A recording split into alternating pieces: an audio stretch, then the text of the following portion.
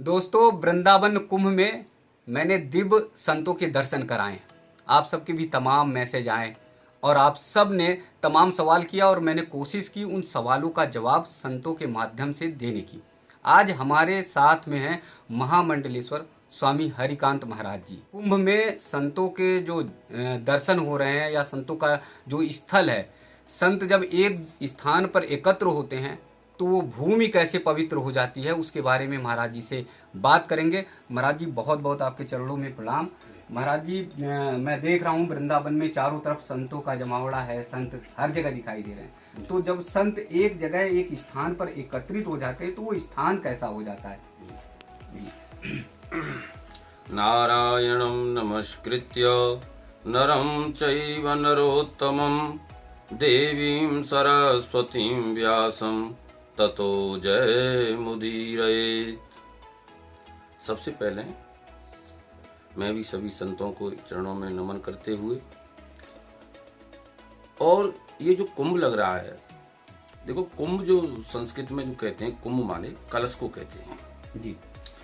और ये सबसे पहले जब देवताओं ने और राक्षसों ने मिलकर के जब समुद्र मंथन किया था, उसी समय समुद्र मंथन के द्वारा अमृत कलश निकला था। और उस अमृत कलश को लेने के लिए देवता भी आतुर थे और राक्षस भी आतुर थे, और दोनों ही चाहते थे कि पहले ये अमृत हमको प्राप्त हो। तो इन दोनों के समाधान के लिए भगवान विष्णु ने मोहिनी का रूप धारण किया, और मोहिनी का रूप धारण करके देवताओं को एक लाइन में लगा दिया और राक्षसों को एक लाइन में लगा दिया। तो भगवान ने अमृत बांटना जो है सबसे पहले देवताओं को दिया। राक्षस ये समझते थे कि कहीं ऐसा न हो कि बाद में कोई गड़बड़ हो जाए, तो ये जो राहु था ये सूर्य और चंद्रमा के बीच में जाकर के छिप के बैठ गया। और जैसे ही भगवान मोहिनी जब अमृत बांटते बांटते जैसे राहु के हाथ में अमृत दिया, तो राहु जब पीने वाला ही था तब तक सूर्य और चंद्रमा ने इनको देख लिया। और जब देख लिया, भगवान को लग गया कि अगर इस राहु ने अमृत पी लिया तो ये अमर हो जाएगा, और अमर हो जाएगा तो लोगों को ये परेशान करेगा। इसलिए भगवान मोहिनी ने अपना जो है चक्र जो है चला दिया और इसका राहु का ऊपर से जो है गर्दन जो है काट दी। तो ये लेकिन जब तक वो अमृत जो है शरीर में अंदर जा चुका था, इसलिए वो अमर हो चुका था। इसलिए दो हो गए, एक राहु और केतु। उसी समय भगवान अमृत बांटते बांटते जो है आकाश मंडल में जो है उड़ने लगे। हाँ, उसी समय ये अमृत का जो कलश था मोहिनी के भगवान के हाथ में था। उसी समय जहां जहां ये उस अमृत की बूंद गिरी, वहीं वहीं आज जो है कुंभ का आयोजन किया जाता है, इसलिए इसको कुंभ कहते हैं। आज वृंदावन में कुंभ लगा हुआ है, इसके बाद हरिद्वार में कुंभ लग रहा है, और हमारी अनेक जगह से बड़े बड़े संत वृंदावन में इस समय पधारे हैं। एक बार भगवान श्री कृष्ण ने अपने सभी पुत्रों को अपनी सभा में बुलाया था, और भगवान श्री कृष्ण ने अपने पुत्रों से कहा था कि बेटा, चार चीज जीवन में एक ऐसी हैं कि उनमें से अगर एक भी चीज किसी को प्राप्त हो जाती है तो व्यक्ति का पतन होने से बच नहीं पाता है। और तुम्हारे पास वो चारों चीजें, रूप, यौवन, संपत्ति, प्रभु दत्त विवेकता। एक तो सुंदर रूप का होना, रूप, यौवन, संपत्ति, और एक जवानी का होना, एक अधिक संपत्ति का होना, और एक सत्ता का होना। इन चारों में से अगर व्यक्ति को एक भी प्राप्त हो जाता है तो उसका पतन होना निश्चित मानो आप। लेकिन बेटा, तुम्हारे पास इस समय ये चारों हैं, तुम्हारे पास रूप भी है, यौवन भी है, और संपत्ति भी है, और तुम्हारे पास सत्ता भी है। इसलिए बेटा, मेरा एक वचन बस केवल जीवन में याद रखना। तो भगवान ने कहा अपने पुत्रों से, बेटा, साधवो हृदम मह्य, साधु जो होते हैं वो मेरा हृदय हैं, उनका तुम कभी अपमान मत करना। और भगवान के कुछ पुत्र थे जो उद्दंड थे, उन्होंने उस बात को नहीं माना और संतों का अपमान किया समुद्र के किनारे जाकर के, और उसका परिणाम ये हुआ कि उनको श्राप लगा कि यदुवंशियों का श्राप जो है जो मिला वो संतों ने ही दिया था और इनकी उद्दंडता के कारण। इसलिए भगवान भी चाहते हैं कि संतों का कोई कभी अपमान न करे। वैसे भी तुलसीदास जी महाराज ने भी लिखा है कि जो वृंदावन में आज हो रहा है, वृंदावन तो इस समय जो भूमि है, वैसे भी वृंदावन भगवान कहते हैं कि दुनिया में प्रलय हो जाती है संसार में, लेकिन वृंदावन में कभी प्रलय नहीं होती है। क्योंकि भगवान कहते, एक बार आपको पता हो कि सभी तीर्थ जो है भगवान को जाकर के जो है जितने भी तीर्थ हैं सब प्रयागराज को जो है कर देते हैं। एक बार जो है भगवान से ही कहा प्रयागराज ने, बोले प्रभु आपने मुझे तीर्थों का राजा बनाया, लेकिन सभी तीर्थ मुझे कर देने आते हैं, लेकिन वृंदावन कभी कर देने नहीं आया। तो भगवान ने कहा कि प्रयागराज मैंने तुझे तीर्थों का राजा बनाया है, मैंने तुझे अपने घर का राजा नहीं बनाया है, वृंदावन तो मेरा घर है। और आज भगवान के घर में देखिए संत मिलन हरि कथा तुलसी दुर्लभ होय, सुत दारा और लक्ष्मी पापी के घर होय। तुलसीदास जी कहते हैं कि सबसे ज्यादा जो दुर्लभ है संसार में वो संतों का मिलन, और उससे ज्यादा भी दुर्लभ है भगवान हरि की कथा। और कहते हैं सुत दारा और लक्ष्मी, ये पुत्र आदि और जो लक्ष्मी तो पापी के घर भी होते हैं, लेकिन दुर्लभ ये है जो आज वृंदावन में हमको प्राप्त हो रहा है। बड़े बड़े संतों के दर्शन, ऐसे ऐसे संत हैं कि उनकी आप आयु का भी अंदाजा नहीं लगा सकते, उनकी आयु कितनी हो गई है और कितने दिन। और ऐसे ऐसे संत हैं जिनके वर्षों बीत गए, जीवन बीत गया, उन्होंने अन्न ग्रहण नहीं किया। बहुत से संत ऐसे बड़ी बड़ी घोर तपस्या कर रहे हैं। उन संतों का जाकर के इस समय सभी लोगों को वृंदावन जाकर के दर्शन करना चाहिए। क्यों कि संत, भगवान कहते हैं कि संत में और मुझ में कोई ज्यादा अंतर नहीं है, संत मेरा ही स्वरूप है। मेरा सभी श्रद्धालुओं से अनुरोध है कि एक बार वृंदावन जरूर आएं, संतों का दर्शन करें। क्योंकि भागवत में भी लिखा है, सतयुग में जो फल सत्य बोलने से प्राप्त होता था, त्रेता में जो फल तप करने से प्राप्त होता था, द्वापर में जो फल भगवान के दर्शन से प्राप्त होता था, वही फल कलयुग में एक बार अगर भगवान का नाम आकर के वृंदावन में अगर आप ले लोगे तो वही फल आपको एक बार नाम लेने से प्राप्त होगा। इसलिए कहते हैं सज्जनों ये कलयुग चल रहा है, कलयुग में सत्य बोल नहीं पाता व्यक्ति, तपस्या कर नहीं पाता, भगवान का दर्शन नहीं कर पाता। इसलिए कलयुग केवल नाम आधारा, सुमिर सुमिर नर उतना ही पारा। आकर के वृंदावन आइए आप सभी और आकर के भगवान का स्मरण करिए और भगवान की जो रज है उसको अपने मस्तक पर धारण करिए।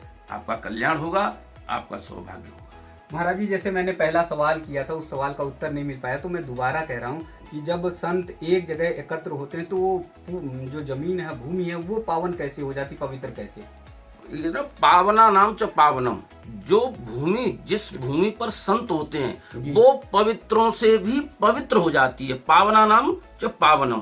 और देखिए, और संतों जब एकत्रित होते हैं तो हमारे समाज का हित होता है, हमारे समाज का कल्याण होता है। इसका उदाहरण है नेमी सारण में 88,000 ऋषि एकत्रित हुए, वहां क्या हुआ, भागवत का जन्म हुआ।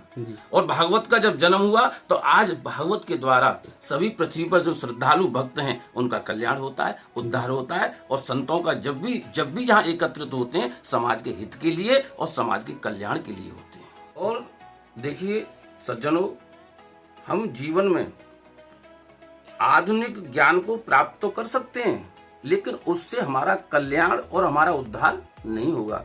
इसलिए सज्जनों कहते हैं कि ज्ञानाविहीना पशु भी समाना, कि जिस व्यक्ति के जीवन में ज्ञान नहीं है उस व्यक्ति का जीवन पशु के समान हो जाता है। इसलिए आधुनिक ज्ञान के साथ साथ आध्यात्म का ज्ञान होना परम आवश्यक है। क्योंकि ये जो हमारा मानव शरीर है ये सज्जनों पंच तत्व से बना है, जल, आकाश, वायु, पृथ्वी और अग्नि। हमारे हिंदुस्तान के जो लोग हैं वो विदेशों की संस्कृति को अपना रहे हैं, और जो बाहर के जो देश हैं वो वृंदावन में आ करके देखिए कितना सुंदर जो है कीर्तन करते हैं, सुंदर वेशभूषा को धारण करते हैं। इसलिए सज्जनों, हमारे यहाँ ज्ञान भगवान का नाम है। हमारी इस भारत भूमि को देखिए, हमारे यहाँ 24 वैसे तो अवतार हमारे यहाँ होते रहते हैं, हरि अनंत हरि कथा अनंता, हमेशा अवतार होते हैं, लेकिन जो 24 अवतार जो मुख्य माने जाते हैं वो सारे 24 अवतार हमारे भारत की भूमि पर हुए हैं। आज देखिए वृंदावन में हर देश का व्यक्ति आपको मिलेगा। और तो और छोड़िए, बड़े बड़े धनवानों ने तो अपनी नौकरी से रिटायरमेंट लेकर के यहाँ आकर के अपना आवास बना लिया है और भगवान का केवल भजन करते हैं। क्योंकि मन को जो शांति मिलती है सज्जनों, वो ये इसलिए शांति मिलती है। देखो, मैं इसका आपको एक उदाहरण देता हूं कि कोई भी व्यक्ति, आपसे ही मैं पूछ रहा हूं, आज से अपनी 10 पीढ़ी पीछे कि बाबा का नाम नहीं बता सकते आप। इसका अर्थ ये है कि ये सब नष्ट हो गए। लेकिन आपने देखा होगा जब हम कृष्ण और राम का जब नाम लेते हैं, कहते हैं सच्चिदानंद रूपाय विश्वोत्पत्त्याद हेतवे तापत्र विनाशाय श्री कृष्णाय वयम नमः। उसका कैसा स्वरूप है? वो सत्य है, चिद है और प्रकाश है, आनंद है। इसलिए सज्जनों, बिना भगवान के नाम के हमें शांति नहीं मिल सकती और हमें गोविंद की शरण में जाना ही होगा। और गोविंद की शरण में आकर के ही हमारे मन को शांति मिलेगी। और जब हमारे मन को शांति मिलेगी तभी हमको भगवत प्राप्ति होगी। जब हमारा मन शांत होगा तभी हमें भगवान की प्राप्ति होगी। महाराज जी, देख रहा हूँ कि तमाम विदेशी श्रद्धालु जो है यहाँ पर आ रहे हैं, तो विदेशी श्रद्धालु के आने का कारण क्या है कि यहाँ पर भारत के वृंदावन में जो है वो दर्शन करने आ रहे हैं, स्नान करने आ रहे हैं, यमुना जी में आस्था की डुबकी लगाने आ रहे हैं? ये अपने मन को शांति देने के लिए, क्योंकि हर जगह सुविधाएं तो हैं, लेकिन शांति वहीं मिलेगी जहाँ गोविंद का स्मरण होगा, जहाँ गोविंद की पूजा होती होगी, जहाँ गोविंद का ध्यान किया जाता होगा, जहाँ गोविंद की कथा का वर्णन किया जाता होगा, जहाँ गोविंद के गुणों का वखान होता है, वहीं मन को शांति मिलती है। क्योंकि बिना गोविंद के शांति मिलना संभव नहीं है। इसलिए श्रद्धालुओं से एक अपील जो है, मैं सभी श्रद्धालुओं से बस यही अपील करूंगा कि एक बार अपने जीवन में इस समय जो है जरूर एक थोड़ा बहुत निकालें, इस दुर्लभ समय में जो एक बार वृंदावन आकर के जो है संतों का दर्शन करें, कुंभ में यमुना मैया में डुबकी लगाएं। और सब संतों के तो दर्शन से व्यक्ति जो है निष्पाप हो जाता है। संतों के दर्शन से व्यक्ति जो है उसके पाप नष्ट हो जाते हैं। एक संत भगवान थे, उनसे किसी पत्रकार ने पूछा था, बोले महाराज जी ये बताइए संतों के पास इतने सेठ लोग क्यों आते हैं? तो महाराज जी ने बड़ा सुंदर उत्तर दिया था, बोले ये सब इनका मन अशांत होता है और संतों के पास आकर के ये शांत हो जाते हैं। ये दुखी होते हैं संसार के लोग और संतों का दर्शन करके ये सुखी हो जाते हैं। जी, वो भी 12 वर्ष का इतना बड़ा जो है संतों का जमावड़ा, ये बहुत समय बीत जाएगा। आने वाले समय में 12 साल में तमाम चीजें परिवर्तित हो जाएंगी। तो यहाँ पर जो संत एकत्र हैं उन सब का आशीर्वाद लेना चाहिए। हाँ, सबका आशीर्वाद लेना चाहिए और सबके जा करके कुटियाओं में जो है दर्शन करना चाहिए। सबके जाकर के चरणों की उनकी जो रज है, जहाँ संत भ्रमण करते हैं, उनके पीछे से जाकर के रज को अपने मस्तक पर धारण करना चाहिए। भगवान श्री कृष्ण कहते हैं कि जो संतों के चरणों की रज को धारण करता है वो मेरे हृदय में रहता है, मैं उसे अपने हृदय में स्थान देता हूँ। तो दोस्तों, महाराज जी ने अभी बताया कि वृंदावन कुंभ में संतों की रज को माथे पर लगाइए, इससे बड़ा आशीर्वाद कुछ नहीं हो सकता। भगवान श्री कृष्ण का उदाहरण दिया और आपने ये बताया कि भगवान श्री कृष्ण ने कहा है कि जो संतों का आशीर्वाद लेते हैं वो हमारे हृदय में वास करते हैं। तो अगर प्रभु के हृदय में वास करना है, अभी समय है, वृंदावन कुंभ की ओर आइए, वृंदावन कुंभ में आस्था की डुबकी लगाइए।